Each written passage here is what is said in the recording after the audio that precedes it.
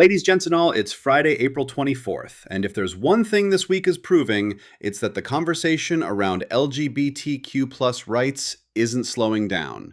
It's escalating. From the streets to the courts to global headlines, people are showing up, speaking out, and in some cases, trying to silence it all. But not on our watch. I'm your host, Elliot Bright, and today's lineup takes us from protests in San Francisco to policy battles, ethical questions in government, cultural divides in dating, and a chilling directive overseas.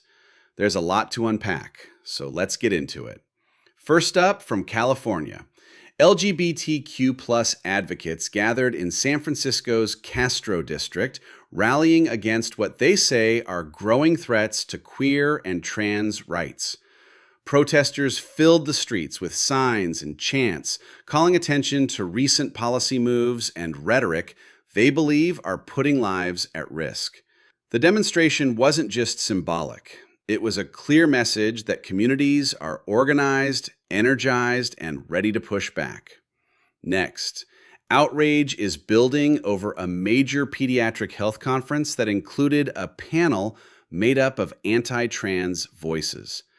Activists and medical professionals alike are questioning why individuals with controversial and in some cases debunked views on gender-affirming care were given a platform at such an influential event. Critics argue that elevating these perspectives could directly harm trans youth by legitimizing misinformation in medical spaces. In Washington, a serious ethics complaint has been filed against the chair of the U.S. Equal Employment Opportunity Commission. The allegation?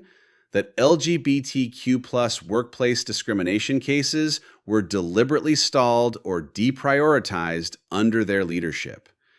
If true, it raises major concerns about whether the very agency meant to protect workers has been failing some of the most vulnerable employees it serves. Now, shifting gears a bit, because identity and politics continue to collide in unexpected ways. A growing conversation is emerging around so-called gay MAGA dating, where political alignment is becoming a defining factor in romantic relationships within the LGBTQ plus community. For some, it's about shared values. For others, it highlights deep ideological divides that are becoming harder to ignore, even in personal spaces. And finally, a troubling development out of Malaysia. A government official has reportedly instructed media outlets and the public to avoid using the term LGBT, instead referring to it as deviant culture.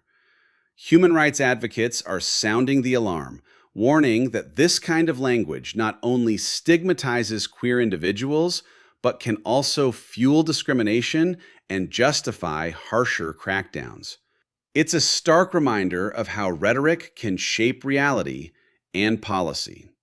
That's your Gaily News for April 24th. From protests lighting up the Castro, to controversy in medical spaces, serious allegations inside a federal agency, evolving tensions in dating and identity, and dangerous rhetoric abroad.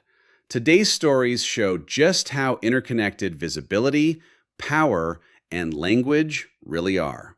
This has been Elliot Bright with the Gaily News. Don't forget to subscribe, share this with your chosen family, and keep the conversation going. I'll be back tomorrow with more stories that matter.